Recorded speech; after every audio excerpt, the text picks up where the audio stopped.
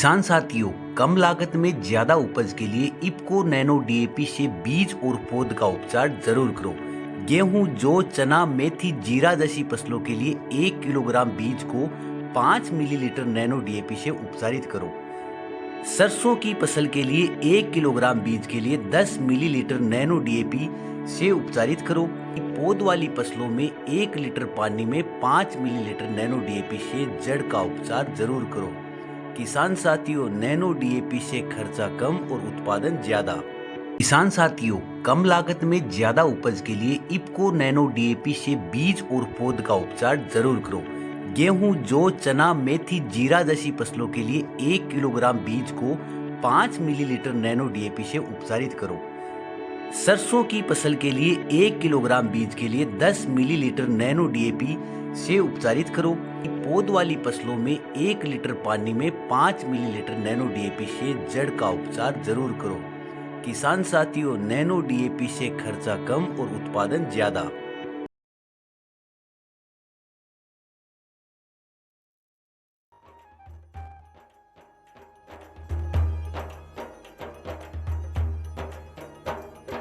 देख लो चौपाल रे सब बड़ा बडेरा आओ जी, सब लोग लगाया आओ जी, टाबरिया ने सब लाओ जी। देख लो चौपाल रे सब बड़ा बडेरा आओ जी, सब लोग लगाया आओ जी, टाबरिया ने सब लाओ जी।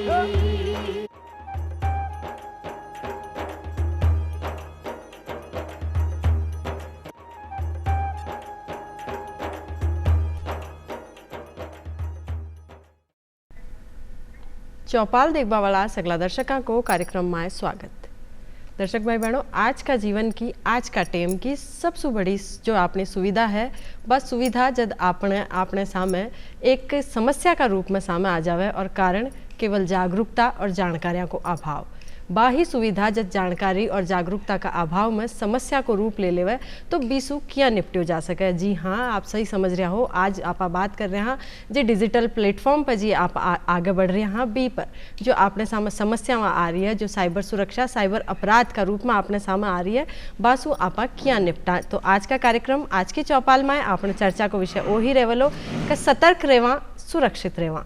किया आप सतर्क रहवा, किया सुरक्षित रहवा, ऐसी सगली बातें आज आप जानाला। और कार्यक्रम में जानकारी देवा की खातर आज अपने साथ पधारा है अवनीश कुमार यादव जी। आपको कार्यक्रम में स्वागत करूँ। नमस्कार। आप मुख्य प्रबंधक है बैंक ऑफ बड़ौदा में, और एक साथ कार्यक्रम में आपने जानकारी देवा की खातर अपने साथ पधारा है मुकेश चौधरी जी। आपको भी कार्यक्रम में स्वागत। आप साइबर सुरक्षा विशेषज्ञ हैं, तो आज आप कि चौपाल में जानाला कि जो साइबर अपराधा का बारे में आप जानाला कि कई कई तरीका हो सके है, और बासु निपटवा का या बासु बचवा का कई कई तरीका हो सके है। क्योंकि बाका बचवा की खातर बाका तरीका जानबो सबसे ज़्यादा जरूरी है कि भाई कई कई तरीका हो सके है जहाँ का माध्यम से था के साथ फ्रॉड हो सके। अगर ते तरीका जान लिया तो ते सुरक्षित, काफ़ी हद तक अपने आप ने सुरक्षित महसूस कर सकोला। और ई के लिए जो आप बातचीत करा कि जब भी आप साइबर या ऑनलाइन जो ठगी की बात करा तो सगली घूम फिर जो बातें हैं वे आ जाया करे है पीसा पर, और पीसो बैंक खाता में। तो जो सबसे पहले आप जान लिया तो जो बैंक खाता में जो आपनो पीसो है बिना आप क्या सुरक्षित रख सका। हाँ, तो बी के खातर अपने लिए वो जानबो जरूरी है कि बैंक अपनी खातर कहीं कर रही है कि आप अपना पीसा ने सुरक्षित रख सका। और ये बात की खातर आप चाला हाँ सबसे पहले अवनीश जी कन और जाना हाँ कि जो बैंक है वह कई प्रयास कर रहा है कि वहाँ के जो दर्शक है या जो भी जनता है जो जागरूक रहे और आपका पीसा ने सुरक्षित रख सके। जी, अगर हम बैंक की बात करें, क्योंकि आप साइबर सिक्योरिटी की बात करते हैं या फ्रॉड हो रहे हैं, तो वो जो कोई भी फ्रॉड कर रहे हैं वो पैसे के लिए कर रहे हैं, जैसे आपने कहा, और पैसा होता है बैंक में। तो कुल मिला के पूरी एक बहुत बड़ी जिम्मेदारी बैंक्स के ऊपर होती है कि उस पैसे को सुरक्षित रखा जाए। इसके लिए बैंक्स क्या कर रही हैं, तो बैंक्स आज आपने सुना होगा आर्टिफिशियल इंटेलिजेंस की बात चल रही है, तो हर बैंक्स भी आर्टिफिशियल इंटेलिजेंस का यूज़ कर रही है, उसका इस्तेमाल कर रही है। और हम ये देखते हैं कि किस किस तरीके से खातों में चलन हो रहा है, ट्रांजैक्शन हो रहे हैं। और यदि किसी खाते में ऐसा महसूस होता है कि उसमें नॉर्मल जो ट्रांजैक्शन हो रहे हैं उससे बढ़ के एकदम से कोई ट्रांजैक्शन हो जाता है, रात में 12 बजे 1 बजे हो रहा है, तो यानी ये कुछ हट के हो रहा है, तो हमारी जो AI है उसके लिए एक तुरंत अलर्ट देती है और उसको समय रहते ही रोका जा सकता है। तो ये डिफरेंट तरीके के जो इस्तेमाल किए जा रहे हैं, सिस्टम इस्तेमाल किए जा रहे हैं ताकि हम ग्राहकों का पैसे को सुरक्षित रख सकें। इसके क्रम में एक और कार्य होता है कि यदि आप कोई अपने खाते से प्रति माह कोई ट्रांजैक्शन करते हैं, क्रेडिट कार्ड का इस्तेमाल करते पेमेंट करते हैं, और यदि बैंक के सिस्टम में इसको ऐसा लगता है कि आज एकदम से इतना बड़ा ट्रांजैक्शन हो रहा है, 2 गुना 3 गुना हो गया, तो तुरंत एक कंप्यूटराइज्ड फ़ोन आपके पास आएगा, वो आपसे जानकारी मांगेगा कि क्या आपने ये ट्रांजैक्शन किया है या नहीं किया है। यदि आप उसको कंफर्म करते हैं तो ठीक है, अन्यथा अगर आप कहते हैं कि मैंने ये नहीं किया है तो तुरंत एक और कॉल आएगा, कंफर्म करके आपके खाते को तुरंत रोका जाएगा ताकि कोई और फर्दर गलतियाँ या ट्रांजैक्शन से ना हो पाए, जिसके लिए हम लोग बहुत प्रयासरत भी हैं। तो कुल मिलाकर जो नई तकनीक आ रही है, जो नए प्लेटफॉर्म आ रहे हो अभी को इस्तेमाल करो जा रहे हो है कि दक्षमा का जो खेत खाता धारक है वह अपने आप में सुरक्षित महसूस कर सके, आपका पीसा ने सुरक्षित महसूस करे। लेकिन जो आप पहले भी बात करें कि सगड़ी सु बचवा को जो बात है वो सबसे ज़्यादा जरूरी है आका तरीका की जानकारी। तो आप जाना कि कस्या कस्या तरीका है और ए तरीका पतो को नहीं, कोई समझ को नहीं आवे कि जितरो जल्दी टाइम बदलतो जा रहे हो बितरो जल्दी आप जितरो जागरूक हुआ बत्तो ही जल्दी वो आगलो तरीको बदल ले है। तो जी तरीका ना आप समझा हाँ समझ भी सु बचा हाँ जतर तो बाजार में मार्केट में नयो तरीको आ जावे है। तो बात तरीका ने जाना आपा सबसे पहली। तो मुकेश जी मैं आपसे जानबो चाहला कि अब आज का टाइम में कई कई तरीका चल रहा है नया और कई आगे से आगे बढ़ रहा है तरीका, तो वह तरीका ने मैं जानबो चाहला। जी, तो सबसे पहले तो पिछले कुछ सालों से लगातार जो भारतवर्ष में साइबर फ्रॉड्स हो रहे हैं उसमें सबसे ज़्यादा जो पिछले 10 सालों में साइबर फ्रॉड्स बढ़े हैं वो फाइनेंशियल फ्रॉड को लेके हैं, पैसों को लेके ठगी। अब साइबर अपराध बहुत और अन्य तरीके के भी होते हैं पर उनकी तादाद बहुत कम हो गई और फाइनेंशियल फ्रॉड वाले जो केसेस हैं, पैसों को लेके जो ठगी हो रही है वो ज़्यादा हो रहे हैं। तो कोई भी मान लीजिए कि किसी अनजान व्यक्ति ने आपको फ़ोन किया, फ़ोन करके बोला कि आपने पहचाना मुझे। अब आप सोचना शुरू कर देते हैं कि कोई ना कोई तो जानकार होगा, किससे इसकी आवाज़ मिलती है। फिर आप किसी का नाम लोगे तो बोलेगा हाँ बिल्कुल पहचान लिया आपने। अभी अनजान व्यक्ति है, इसने सोचा कि अगर आपकी जान पहचान हो गई तो अब आगे की बात जब वो बोलेगा तो आप उसकी बात मान लेंगे। फिर वो कहता है कि वो मुझे 20,000 रुपये आपके पेटीएम अकाउंट में ट्रांसफ़र करने हैं क्योंकि मैं पेटीएम चलाता नहीं हूँ, तो कहीं से आएंगे आपके खाते में, आपसे मैं मिल के ले लूँगा। अब यहाँ पे आपको क्या लगा कि कहीं से मेरे खाते में आएंगे, मुझे देना किसी को कुछ नहीं है, जब आएंगे तब देना है। अब उसे एक लिंक भेजते हैं वो कि इस पर क्लिक करो, क्लिक करके आपके खाते में पैसा आ जाएगा। आप सोचते हो कि क्या पता कोई नया तरीका होगा जो मेरी जानकारी में नहीं होगा। अब क्योंकि ये व्यक्ति मेरा परिचित है तो मुझे गलत नहीं बोल रहा होगा, तो आप उस लिंक पर क्लिक करते हो, वो पिन पूछता है, आप पिन डालते हो और पेमेंट आने के बजाय पेमेंट कट जाता है। तो ये वो तरीका होता है जिसमें आप किसी से पेमेंट लेने के लिए अमाउंट फिल करके भेज सकते हो सामने वाले को। पेमेंट रिक्वेस्ट लिंक बोलते हैं इसे, कि आपने 20,000 रुपये का पेमेंट सेट करके फिर लिंक भेजा है, सामने वाले ने क्लिक करा, पिन डाला और पैसा कट गया। तो ऐसे सिचुएशन में जब उस तरीके के बारे में आप जानते नहीं हो तो किसी से सलाह या राय ले लेनी चाहिए। पर व्यक्ति विशेष क्या सोचता है कि मैं कर रहा हूँ तो मतलब मेरे साथ तो फ्रॉड नहीं हो रहा होगा, फ्रॉड होता होगा लोगों के साथ। तो एक तो ये, तो ऐसे बहुत तरीके होते हैं। और सबसे ज़्यादा जो पिछले कुछ सालों से, पिछले 4-5 सालों से या कोविड लॉकडाउन के बाद से जो सबसे ज़्यादा चलन में है वो है इन्वेस्टमेंट के नाम पे फ्रॉड्स। स्टॉक मार्केट में इन्वेस्टमेंट, कि आप स्टॉक मार्केट में इन्वेस्टमेंट कर दो, इतना पैसा आपका लगेगा, इतना गुना आपको मुनाफा मिल जाएगा, 10%, 20%। अब आपका मंथली 10% रिटर्न, बैंक आपको क्या देता है, बैंक तो आपको साल का 7% दे रहा है, पर हम आपको 1 महीने का ही 10% रिटर्न देंगे, मतलब 1 साल का 120% रिटर्न। तो ऐसे लालच आते हैं तो हर कोई सोचता है कि मैं भी मेरे पैसों को डबल कर लूँ। किसी के घर में मजबूरी होती है, किसी को शादी करनी है, किसी को घर में इलाज करवाना है किसी का, तो उस टाइम पे वो अपना दिमाग नहीं लगा पाते हैं, या अपना किसी में सोच समझ होती है तो भी उसको साइड या दरकिनारे रख देता है और मान लेता है कि चलो ठीक है एक बार करके देखते हैं। फिर उसको एक फर्जी वेबसाइट पे या किसी फर्जी मोबाइल एप्लीकेशन के ऊपर उसका अकाउंट ओपन करवाएंगे, अकाउंट खुलवाएंगे, फिर उससे निवेश करवाते हैं। निवेश करवा के उसको उस वेबसाइट पे ये दिखेगा कि आपने जो 10,000 रुपये लगाए थे वो 10,000 के 1 लाख हो गए। अब फिर वो कहेगा व्यक्ति कि देखो अब आपका 1 लाख रुपए हो गया, अभी मार्केट बहुत अच्छा चल रहा है, जितना ज़्यादा से ज़्यादा पैसा हो सकता है वो इसमें लगा दूँ। वो जो दिख रहा है वो भी गलत है। तो पीछे तो एक डेटा एंट्री ऑपरेटर बैठा है जो आपका 10 रुपये का 100 रुपये कर देगा, 100 का 1 लाख कर देगा। तो एंट्री करनी है ना, तो एंट्री तो कुछ भी कर दो आप, तो वो आपको एक गलत नंबर दिखाता है। आपको लगता है कि आपका सच में पैसा बढ़ के इतना हो गया, और उसके चक्कर में कुछ लोग अपना घर बेच देते हैं, कुछ लोग अपने जेवरात बेच देते हैं, कुछ लोग उधार ले लेते हैं, कुछ बैंक से लोन ले लेते हैं और लाखों और करोड़ों के कर्जे में आ जाते हैं। तो लोग 5-5 हज़ार रुपये से शुरू करते हैं और 5-5 करोड़ तक पहुंच जाते हैं। अब जब पैसा बहुत चला जाता है फिर वो बोलते हैं भाई अब 1 करोड़ रुपए लगा दिया, अब ये 1 करोड़ मेरा 15 करोड़ हो गया है, 20 करोड़ हो गया, अब मैं निकालना चाहता हूँ। तो वो कहते हैं भाई बैंक बेसिकली सरकार को टैक्स जाएगा, तो पहले आपको 30% इसका टैक्स देना होगा। अब वो उसका 30% और ले लेते हैं। तो ऐसे करते करते करते फाइनली उसे समझ में आता है कि ये तो फ्रॉड है। तो निवेश के नाम पे बहुत ज़्यादा स्कीम्स आती हैं, जैसे ये स्कीम है, ऐसे इसके तरीके बहुत होते हैं। कभी कभी क्या होता है कि मोदी जी के नाम से, ठीक है, या फाइनेंस मिनिस्ट्री के नाम से, या किसी सेलिब्रिटी के नाम से।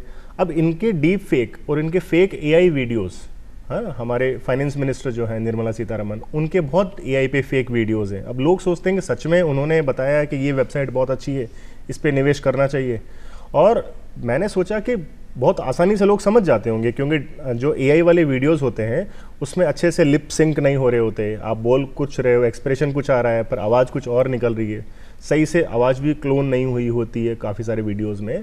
तो मैंने सोचा लोग समझते होंगे। पर हाल ही में एक मैंने केस देखा, एक रिटायर्ड आर्मी ऑफिसर, उन्होंने उसके अंदर 1 करोड़ रुपये निवेश कर दिया। मतलब पढ़ा लिखा इंसान, समझदार है, जॉब की हुई है, ऑफिसर कैडर के हैं, बट उनको भी समझ में नहीं आया कि उनको लगा कि अच्छा ये तो गवर्नमेंट की तरफ से कोई स्कीम होगी। तो इसके अंदर इस तरीके की वीडियोस का ध्यान रखें हैं। इसके लिए 10 लोगों से 20 लोगों से राय लो आप। लोग बाग क्या है, राय नहीं लेते। और अधिकतर साइबर फ्रॉड्स में मैंने देखा कि जब वो राय लेते हैं तब उन्हें पता चल जाता है कि वो फ्रॉड का शिकार हो रहे हैं और वो अपने आप को बचा सकते हैं समय रहते। तो टेम पर जागनो चाहिए। और बी के अलावा देखो जब तानो आगलो पीसो दे ही रहो है तो थोड़ी देर रुक जाओ, सुबह को शाम दे देसी, बिना कतरीक टेम लागनी है। तो आसपास में आप जानकार जो आपने लागे कि वो मन सही बता सके है, झटसु आप जानकारी ले सको हो कि वो आज साइट बता रहे हो आ सही है कि कोनी। और अब आई बात आगी वास्तव में कि जो आप बात करा कि जो कई चीज़ तो सही है और कई गलत, वो पिछाण को बहुत मुश्किल हो गया है। कई बार आपने कोई फ़ोन आवे है, कई साइटा पर आप जो जावा है तो वो समझ ही को नहीं पावा कि आ सही है या गलत है। तो आ समस्या सबसे ज़्यादा है। तो इसु क्या निपटो जावे कि कई बार आपन फ़ोन आवे विनाश जी और आपने कहवे कि भाई ओ थे ई पर ओ 1 नंबर दबाओ, ओ थांगो अकाउंट की जो थांगी जानकारी है इमा समस्या चल रही है, आगे जाते 2 दबाओ। ई तरीका से या कोई भी तरीका से जो अपने खातिर ज़रूरी है, बस ज़रूरी फ़ोन आवे है लेकिन आप बिना भी गलत समझ ले वहाँ, या जो गलत फ़ोन आ रही है बिना ज़रूरी समझ ले वहाँ। तो आपको जो अंतर है इनकी यहाँ पिछाना जी, अगर आप बात करेंगे कि कभी फ़ोन आता है, जैसे सर ने भी बताया कि फ़ोन आ गया कि मैं इधर बोल रहा हूँ, मैं आपका पड़ोसी बोल रहा हूँ, मुझे बहुत ज़रूरत है पैसे की, मैं घर से बोल रहा हूँ। तो ये चीज़ आपको समझनी पड़ेगी कि बैंक या कोई वित्तीय संस्थान कभी भी फ़ोन करके आपको आखिरी समय में ये नहीं बोलेगी कि आज आपका डेबिट कार्ड बंद होने वाला है, आज आपका खाता क्लोज़ हो जाएगा। आखिरी दिन के लिए कोई इंतजार नहीं करता है, ना ही आपको इस तरीके से एकदम से बोलेगा कि आप कार्य करें। आपको प्रायर इन्फॉर्मेशन दी जाती है, मेल भेजा जाएगा, मैसेज आएंगे। तो जब भी कोई इस तरीके से बहुत जल्दबाजी करते हुए आपसे कोई इन्फॉर्मेशन आपसे लेना चाह रहा है तो आपको ये समझना पड़ेगा कि नहीं, रुकिए, आपको समय लीजिए, एक दूसरे से जैसे कहा कि बात कीजिए, अपने घर वालों से बात कीजिए, फिर आगे बढ़िए। क्योंकि जहाँ जल्दबाजी का काम हो रहा होता है, आप इस चीज़ को मानिए कि ये शायद सही नहीं है। हो सकता है किसी घर में मेडिकल इमरजेंसी हो, उसमें भी कभी कोई आपसे ATM का पिन, CVV और OTP जल्दी नहीं मांगेगा। इस चीज़ को हमें समझना पड़ेगा, क्योंकि फ्रॉड करने वाले ज़्यादातर अर्जेंसी दिखा के और इमोशनल चीज़ों को बताते हुए आपको फ्रॉड की तरफ ले जाएंगे, आपका पैसा छीनने की कोशिश करेंगे।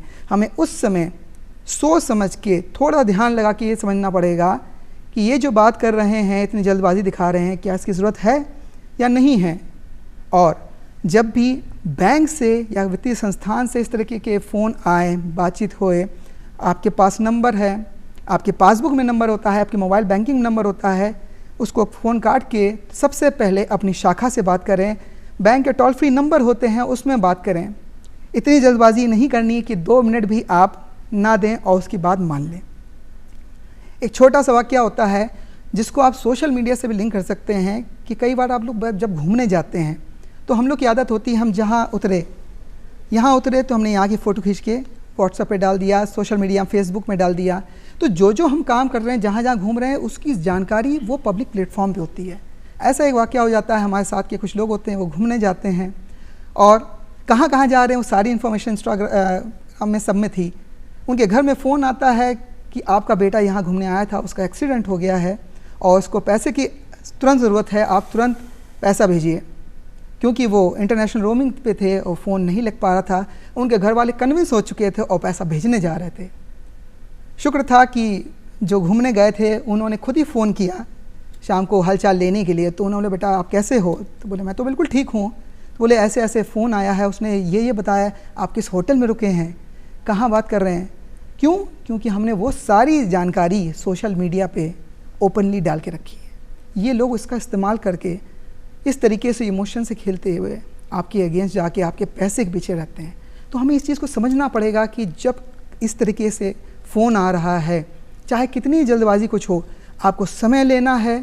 2, 3, 5, 10 मिनट लेने में कुछ नहीं बिगड़ता है। समय लीजिए, किसी से बात कीजिए, विद्वान व्यक्ति से पूछिए। और अगर बैंक से किसी वित्तीय संस्थान से बात आ रही है, फ़ोन आ रहा है, तो पहले उनको कॉल कीजिए। तो बिल्कुल आपने ध्यान रखना है कि वो जो आप समझ आपने साथ जो हो रही हो बिना थोड़ी देर समझो, बिना टेम दो, जल्दबाजी में मत करो। हो आगलो जल्दबाजी में है क्योंकि बीकन तो पीसा वाला है, जिसु जल्दबाजी में, लेकिन थाका तो पीसा जाबा वाला है। तो थे थोड़ो धीरज राखो और बिना ध्यान से समझो, दिमाग ने शांत करो, आसपास में लोगों से बात करो, भाई मार का नहीं तरीका को फ़ोन आ रही है, मैं कहीं करूँ। और जो अब आप बात कर रहे हैं सोशल मीडिया की, तो जो सोशल मीडिया प्लेटफॉर्म है ई के साथ किया सतर्क रहे, आगे बढ़ा कि जो ऑनलाइन फ्रॉड हो रहा है आंसू आप बच सका। तो वो कतरो की तरीका से आगे बढ़ रही हो वो आप जाना। मुकेश जी, जो सोशल मीडिया प्लेटफॉर्म है तो आपने कई तरीका से तो एक ही साथ आगे चलना चाहिए, कई जानकारियां साझा करनी चाहिए, कई कोनी करनी चाहिए। देखो, सोशल मीडिया में 2 चीज़ें हैं जो मेजरली आपको ध्यान रखना होता है। जैसे अधिकतर इंटरनेट पे इन्हीं 2 चीज़ों से फ़र्क पड़ता है। एक है आपका अकाउंट की सिक्योरिटी, दूसरा है प्राइवेसी। तो पहले बात करते हैं सिक्योरिटी की। तो काफ़ी सारे अकाउंट्स कोविड के टाइम पे, लॉकडाउन के टाइम पे मैं साइबर सेल उस टाइम पे हेड कर रहा था, Jaipur police commissionerate cyber cell. तो उस टाइम पे हमारे पास लाइन से केसेस आने शुरू हुए। मेरा सोशल मीडिया अकाउंट, मेरा फेसबुक हैक हो गया। तो हमने देखा एक पैटर्न चल रहा है कि लाइन से सबके सोशल मीडिया हैक हो रहे हैं। जब एक केस आया तो मैंने, ठीक है, नॉर्मल इन्वेस्टिगेशन करना शुरू करा हमने उसका। दूसरा केस आया, तीसरा केस। जब हमने 1 वीक में 4-5 केस देख लिए तो कुछ समझना पड़ा कि हो क्यों रहा है। सबके अंदर एक कॉमन प्रॉब्लम थी। एक तो किसी ने अपना 2 स्टेप वेरिफिकेशन ऑन नहीं किया था, ठीक है, और उनका मोबाइल नंबर उनका यूज़र नेम था और मोबाइल नंबर ही सेम उनका पासवर्ड था। तो फ्रॉडस्टर्स क्या कर रहे हैं, हम कई बार ये सोचते हैं कि जो साइबर ठग होते हैं बहुत शातिर होते हैं, बहुत ज़्यादा नॉलेज होती है। बेसिक नॉलेज के बेस के ऊपर किसी का अकाउंट हैक किया जा सकता है।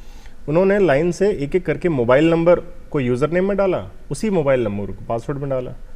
लॉगिन हो गया तो ठीक है, नहीं हुआ तो लास्ट का एक डिजिट चेंज करा और दूसरे नंबर पे ट्राई किया, फिर तीसरे पे ट्राई किया, चौथे पे ट्राई किया। जिसका लॉगिन हो गया उसके अकाउंट से उसके मिलने वालों को, दोस्तों से पैसे मांगने शुरू कर दिए कि मैं कहीं फंस गया हूँ, मुझे 5,000 रुपये दे दो, 10,000 रुपये दे दो। तो ये सब अकाउंट क्यों हैक हुए? क्योंकि आपने मोबाइल नंबर को ही अपना पासवर्ड बना रखा है। पासवर्ड आपका स्ट्रांग होना चाहिए, ठीक है, मुश्किल होना चाहिए, आसानी से कोई गेस ना कर पाए। इतना सिंपल पासवर्ड नहीं होना चाहिए कि आपका मोबाइल नंबर ही हो गया या आपका व्हीकल का नंबर हो गया, ठीक है। तो इस तरीके की चीज़ें गेस नहीं होनी चाहिए। सेकंड पार्ट, 2 स्टेप वेरिफिकेशन आपको ऑन रखना है। अब 2 स्टेप वेरिफिकेशन कुछ लोग अपना ईमेल आईडी पे तो ऑन कर देते हैं, पर सारे सोशल मीडिया पे नहीं करते। कुछ लोग अपना फेसबुक पे भी लगा देते हैं तो व्हाट्सएप पे नहीं लगाते। अब व्हाट्सएप में भी क्या होता है कि आपको मैंने मैसेज किया, मैसेज आया आपके पास कि अरे गलती से मेरा कोड आपके पास आ गया व्हाट्सएप का, आप मुझे फॉरवर्ड कर दो। आप देखते हैं हाँ एक कोड तो आया है, पर उस मैसेज को आपने पूरा नहीं पढ़ा। उसमें लिखा हुआ था ये आपके व्हाट्सएप का लॉगिन कोड है। आपने जैसे ही वो मुझे फॉरवर्ड किया, मैंने आपका व्हाट्सएप को लॉगिन कर लिया। अब आपका व्हाट्सएप लॉग आउट हो गया, अब आपका व्हाट्सएप हैक हो गया। अब व्हाट्सएप आपके फ़ोन में चल रहा है, बट आपने ये सोचा कि भाई मैंने तो एक जानकार व्यक्ति को दिया था जिनका नंबर सेव्ड है, आप मुझे जानते हैं, मेरे पास मेरा नंबर सेव्ड है, पर आपको ये नहीं पता था कि मेरा भी हैक हुआ है। मेरे भी किसी जानकार का हैक हुआ तो उससे मेरा हैक हुआ, आगे से मेरे जो और जानकार हैं उनके भी हैक हो रहे हैं, उनसे आगे और, ये पूरी चेन होती है। तो जब भी कोई मैसेज आए, जैसा सभी सर भी अभी डिस्कस कर रहे थे कि ओटीपी शेयर नहीं करना चाहिए, तो ओटीपी कुछ हद तक शेयर नहीं करना चाहिए, बट ओटीपी सारे शेयर करने में प्रॉब्लम नहीं है। अगर आपको कोई कुरियर देने आ रहा है तो उसका ओटीपी आप शेयर कर सकते हो, क्योंकि वो कुरियर सिक्योरिटी के लिए ओटीपी है कि सही व्यक्ति को डिलीवर हुआ है कि नहीं हुआ। घर पे कोई सिलेंडर डिलीवर करने आ रहा है, उसका ओटीपी आपको देना पड़ेगा, कोड बताना पड़ेगा। तो कौन से OTP नहीं देना चाहिए? अगर आप पढ़े लिखे व्यक्ति हैं तो आप मैसेज को पूरा पढ़िए, उसमें लिखा है या आपके अकाउंट का पासवर्ड रीसेट का OTP है, अकाउंट में लॉगिन करने का OTP है, या कोई वित्तीय लेन देन से संबंधित OTP है कि 10,000 रुपये आपका पेमेंट कट रहा है उसका OTP है। तो पूरा मैसेज पढ़ के फिर आप OTP इंसर्ट करो, या किसी को शेयर करना है नहीं करना उसके बाद डिसाइड करो। नहीं पढ़े लिखे हो कोई बात नहीं, घर में पड़ोस में किसी से भी राय ले लो कि देने लायक OTP है क्या, फिर आप शेयर कर सकते हो। तो एक तो अकाउंट की सिक्योरिटी, दूसरा प्राइवेसी के आप अपने सोशल मीडिया अकाउंट्स की प्राइवेसी सेट करके रखो। अपने फेसबुक की प्राइवेसी इस तरीके से सेट करके रखो कि कोई भी बाहर का व्यक्ति आपके फ्रेंड लिस्ट, आपकी चैट्स, आपकी पोस्ट कुछ भी देख नहीं पाए। ये बहुत इंपॉर्टेंट है। ऐसे ही आपके व्हाट्सएप में आपकी डिस्प्ले पिक्चर, आपका स्टेटस सिर्फ आपकी कॉन्टैक्ट लिस्ट को दिखना चाहिए, बाकी सबको नहीं दिखना चाहिए, तो विजिबल नहीं होना चाहिए। क्योंकि जब आपकी फ़ोटो विजिबल होती है तो उस फोटो से कोई छेड़छाड़ करके उसको अश्लील बना लेता है और फिर उसको सर्कुलेट करना स्टार्ट करता है। तो जितना ज़्यादा प्राइवेसी रखेंगे उतने ज़्यादा प्रोटेक्टेड रहेंगे। प्राइवेसी का एक उदाहरण मैं देता हूँ। रिसेंटली अभी 2-3 दिन पहले एक नया फ्रॉड या ट्रेंड आया है। ये बहुत कम कहीं पब्लिश या कहीं हुआ होगा इंटरनेट पे। एक रिसेंटली एक न्यूज़पेपर है जिनके साथ मैं इस पर आर्टिकल कर रहा था। एक व्यक्ति फॉरेन में जॉब कर रहा है, दुबई में जॉब कर रहा है। उसके फैमिली मेम्बर्स को कॉल आया, पहले व्हाट्सएप पे मैसेज आया, फिर एक अधिकारी से बात हुई उनकी। उन्होंने कहा कि भाई आपका जो घर का मेंबर है इसका नाम ये है और आप इनके रिलेशन में उनके ब्रदर हैं, ठीक है, तो इसलिए आपका नंबर हमारे पास था, आपको हम कॉल कर रहे हैं। इनका वीज़ा एक्सपायर हो गया और वीज़ा एक्सपायर होने के बाद इन्होंने रिन्यू नहीं करवाया है। अब इन्हें यहाँ पे अरेस्ट किया जाएगा और इनके खिलाफ कानूनी कार्रवाई होगी, यहाँ की जेल में रहेंगे। घर वाले पैनिक कर जाते हैं, उससे कॉल करने की कोशिश करते हैं, फ़ोन उनका लग नहीं पाता कुछ कारणवश, ठीक है। और फिर ये उसको बोलते हैं कि अब कैसे मैनेज हो सकता है। बोले मैं आपको अधिकारी से बात करवाता हूँ, इनसे बात कर लो। फिर वो उनसे पैसे चार्ज करते हैं और वो 10 लाख रुपए आगे ट्रांसफ़र कर लेते हैं, ठीक है। अगले दिन जब उससे बात होती है तो वो कहता है कि ऐसा तो कुछ है ही नहीं। तो अब ये क्यों हुआ? क्योंकि सोशल मीडिया पे आपने अपनी प्रोफाइल में लिखा है कि मैं यहाँ जॉब करता हूँ, ये मेरा भाई है। अब आपने लिखा होगा या ब्रदर ने कभी कमेंट किया होगा आपकी प्रोफाइल पे कि भैया क्या कर रहे हो, कुछ भी, तो वहाँ से रिलेशनशिप मैपिंग हो जाती है कि अच्छा ठीक है ये है, इसका नाम ये है, अच्छा इसका भाई ये है, इसका रिलेशन ये है। फिर उनसे चैट करके, अब आपसे कोई चैट करता है, कभी आपसे नंबर पूछ लेता है, आप नंबर शेयर कर देते हो कि सर आपसे कभी मिलूंगा, आप अपना नंबर शेयर कर दो, आपने नंबर शेयर कर दिया। तो जैसे जैसे आप अपनी प्राइवेसी लीक करते जाएंगे, सामने वाला फ्रॉडस्टर वैसे तरीके के नए नए फ्रॉड्स ईजाद करते हैं। क्योंकि सेम तरीके से OTP कोई नहीं पूछेगा कि मैं फलां बैंक से बोल रहा हूँ, आप अपना OTP बताओ। अब ये मेथड पुराने हो गए, तो मेथड चेंज होते रहेंगे। तो प्राइवेसी और सिक्योरिटी का ध्यान रखेंगे तो उतना आप सुरक्षित रहेंगे। और तरीका जो है, बात जो पूछवा का तरीका है, कितना सहज बनावा है कि अगलो यही विश्वास कर लेवा है कि मारो पासवर्ड थाके करना आ गयो तो 2 मिनट में ताको पासवर्ड बता दो और कोई हमारा काम को नहीं। तो वो देखा है भाई कोई बात को ना भी को पासवर्ड बता दो, मैं कहीं जावा है तो मतलब, और इतना सो टेम देवा है कि वो देखा हुआ कोई बात को नहीं, मतलब इतना तरीका इतना सहज सोचा है कि अगलो विश्वास कर लेवा है 2 मिनट के लिए। और अब जो बात करा आप अवनीश जी कि जो आप आज का टाइम में जो सबसे ज़्यादा विश्वास करा हाँ, जो सबसे ज़्यादा ज़रूरत अपनी खातर बन गई है ऑनलाइन बैंकिंग, UPI ID से पेमेंट, जो आज ज़रूरत भी है लेकिन जो इको समस्या को रूप बदल रहे है, इसका बारे में जानना चाहला कि इसको क्या सावधान रहवा, सतर्क रहवा। जी, अगर आप अभी देखेंगे तो भारत की बात करें तो भारत UPI लेन देन में सबसे आगे निकल चुका है। डिजिटल लेन देन बहुत बढ़ चुका है और एक कहावत है कि with convenience comes the risk. Convenience तो बहुत है लेकिन इसके साथ साथ एक रिस्क भी साथ में आया है। बहुत ज़्यादा फ्रॉड हमारे UPI से भी हो रहे हैं। अगर आप कहीं भी UPI से लेन देन करते हैं तो आपको ये एक चीज़ ध्यान रखनी है कि आप किसी रेस्टोरेंट में जा रहे हैं और उसका जो QR कोड है बाहर है, तो आप जब भी पेमेंट कर रहे हैं तो उसको जब स्कैन करें, स्कैन करके देखें कि ये उसका ही है कि नहीं। क्योंकि यहाँ तक होता है कि उसके बाहर लगे QR कोड में ऊपर से कोई उस पर चिपका करके चला जाता है, QR कोड चेंज हो जाता है। तो जब QR कोड की कर रहे हैं तो आपको सोच समझ के करना है कि आपको QR कोड जिसको पेमेंट कर रहे हो उसी के नाम पे आ रहा है, उससे कंफर्म करके कीजिए कि यस ये इस नाम से आ रहा है, आप ही का है। इंटरनेट बैंकिंग की बात करें या मोबाइल बैंकिंग की बात करते हैं तो हमको एक चीज़ और कही गई है, जब भी आप किसी भी वेबसाइट पे जाते हैं आप सिंपली जाके सर्च इंजन पे उसको सर्च मत कीजिए। हमारी आदत है हम शॉर्टकट चलने की कोशिश में गूगल में, बिंग में, माइक्रोसॉफ्ट में जाके सर्च करते हैं साइट को, जो टॉप पे साइट आती है हम उसको क्लिक कर देते हैं। मैं आपको बताना चाहूँगा RBI ने एक बहुत अच्छा कदम लिया है। अगर बैंकिंग संस्थान की बात की जाए तो एक निर्देश के तहत कि जितनी भी बैंक्स हैं उन्होंने अपने URL को चेंज करके बैंक के बाद .bank.in इस डोमेन में चेंज कर लिया है। और ये जागरूकता हम हर व्यक्ति को, हर अपने कस्टमर को, ग्राहक को बता रहे हैं, ताकि जब भी उन्हें बैंक की वेबसाइट से यदि कोई कार्य हो तो अब वो इस वेबसाइट को समझ सकें कि अगर .bank.in है, यही वेबसाइट है जिस पे हमें जाना है। और जब भी URL कोई और भी क्लिक करिए, प्लीज़ टाइप कीजिए, कभी भी किसी शॉर्टकट में जाके क्लिक करके URL ओपन मत कीजिए। ऑलवेज ट्राई टू टाइप कीजिए उसको। मोबाइल बैंकिंग कर रहे हैं क्योंकि अब हर कार्य आपका मोबाइल पे होता है। एक तरीके से ये कुंजी हो गई है कि आपकी सारी चीज़ें उसमें रहती हैं। आप जहाँ काम कर रहे हैं, आप ऑफिस में हैं, घर पे हैं, आपको ये ध्यान रखना है आपका मोबाइल सुरक्षित रहे, वो लॉक लगा रहना चाहिए। सर ने कहा 2 स्टेप वेरिफिकेशन, जो हमको कहते हैं मल्टी फैक्टर ऑथेंटिकेशन, कि आपका बायोमेट्रिक यूज़ हो, पिन यूज़ हो, और कोई भी आपके मोबाइल को सिंपली ओपन ना कर पाए। हमें ये सारी चीज़ें करनी पड़ेंगी, तभी आपका हर कार्य सुरक्षित रह पाएगा, आपका पैसा सुरक्षित रह पाएगा। और एक खातर सबसे ज़्यादा ज़रूरी है जागरूक रहबो, हर चीज़ की जानकारी राखबो। आ तो जाना कई कई तरीका हो सके, अपन किया सावधान रहना चाहिए, लेकिन जब ठगी होगी, फ्रॉड हो गयो भी पछबो कहीं करे तो वो मैं जानबो चाहला। तो सबसे पहले तो इम्पॉर्टेंट ये है कि कुछ लोग नहीं समझते हैं कि हमें क्या करना चाहिए। सीधा या तो कोई भाग के सीधा पुलिस स्टेशन जाएगा, या पूछते हैं कि भाई साइबर थाने जाना है, साइबर सेल में जाना है, पुलिस थाने जाना है, जाना कहाँ पे है। ये बहुत कन्फ्यूजन भी है। तो अगर किसी के साथ में पैसों को लेके कोई फ्रॉड हुआ है, पैसों को लेके कोई ठगी हुई है, तो सबसे पहले कहीं पे भी जाने की जल्दबाजी मत करो आप। अगर आप पढ़े लिखे हो तो cybercrime.gov.in इस वेबसाइट पर जाओ और जाके वहाँ पे ऑनलाइन कंप्लेंट दर्ज करो, जिसमें आपको शॉर्ट में उसकी डिटेल लिखनी है कि किस तरीके से फ्रॉड हुआ, और अगर आपने कोई डॉक्यूमेंट गलती से जाने अनजाने में शेयर कर दिए तो उसकी जानकारी भी दो। और जो लेन देन, जो ट्रांजैक्शन, जो फ्रॉड आपने पेमेंट ट्रांसफ़र हुआ है, 10,000, 20,000, 50,000, लाख, 2 लाख, जो भी अमाउंट है, उनकी एक एक करके सारे ट्रांजैक्शन की डिटेल वहाँ पे फिल करनी होती है। उसमें UTR नंबर आता है, एक ट्रांजैक्शन करते हैं तो UTR नंबर भी लिखना होता है, ठीक है।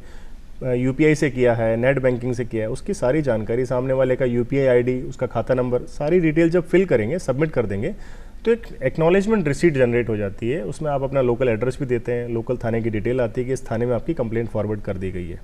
दिल्ली में सेंट्रल गवर्नमेंट, एक गवर्नमेंट ऑफ इंडिया एक पायलट प्रोग्राम भी रन कर रही है कि यहाँ पे ऑनलाइन जैसे ही रिपोर्ट होगा साइबर क्राइम, वो FIR में कन्वर्ट हो रहा है। जल्दी हो सकता है कि रेस्ट ऑफ कंट्री के अंदर भी सब जगह ऑनलाइन FIR जो है वो कन्वर्ट हो जाया करेंगे ऑनलाइन रिपोर्ट करते ही। तो जैसे ही आप रिपोर्ट करते हैं, ये पैसों का जो लेन देन है उनको ब्लॉक कर दिया जाता है उन खातों के अंदर, और समय रहते आपको एक लीगल प्रोसेस से, कोर्ट ऑर्डर से वो पैसा वापस भी मिल सकता है। तो समय रहते अगर आप अभी को कार्यक्रम जो भी आपने प्रक्रिया है वो शुरू कराला, तो आपको पीसो भी वापस आओलो, जो ठगी आपके साथ हुई है आप बीसू बच सकोला। हेल्पलाइन नंबर है आपका करना, बी पर आप संपर्क कर सको। जो आपने वेबसाइट बताई आप बैठा ऑनलाइन कंप्लेंट कर सको। तो एक ही खातर सबसे ज़्यादा ज़रूरी तो वही है कुल मिलाकर कि भाई सतर्क रहो तो सुरक्षित रहोला, जागरूक रहोला तो सुरक्षित रहोला। आप कार्यक्रम में पधार्या, वहाँ के दर्शकों ने इतनी बढ़िया जानकारियाँ दी, जागरूक रहबा की जानकारियाँ दी, नया नया तरीका की जानकारियाँ दी, बी के खातिर आपको आभार। तो चौपाल माए ले वाला विदा, फिर मिलाला एक नई जानकारी के साथ। आभार देव इजाजत, तो राम राम सा।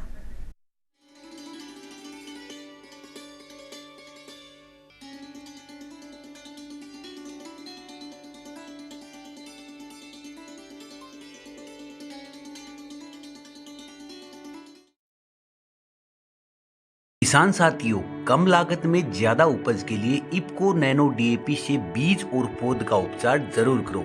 गेहूं, जौ, चना, मेथी, जीरा जैसी फसलों के लिए 1 किलोग्राम बीज को 5 मिलीलीटर नैनो DAP से उपचारित करो।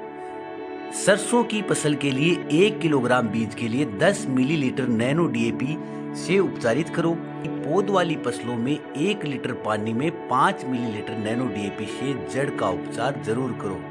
किसान साथियों, नैनो DAP से खर्चा कम और उत्पादन ज्यादा।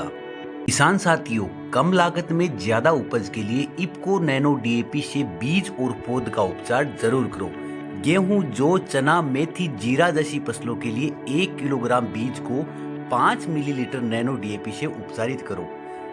सरसों की फसल के लिए 1 किलोग्राम बीज के लिए 10 मिलीलीटर नैनो DAP से उपचारित करो। पौध वाली फसलों में 1 लीटर पानी में 5 मिलीलीटर नैनो DAP से जड़ का उपचार जरूर करो। किसान साथियों, नैनो DAP से खर्चा कम और उत्पादन ज्यादा।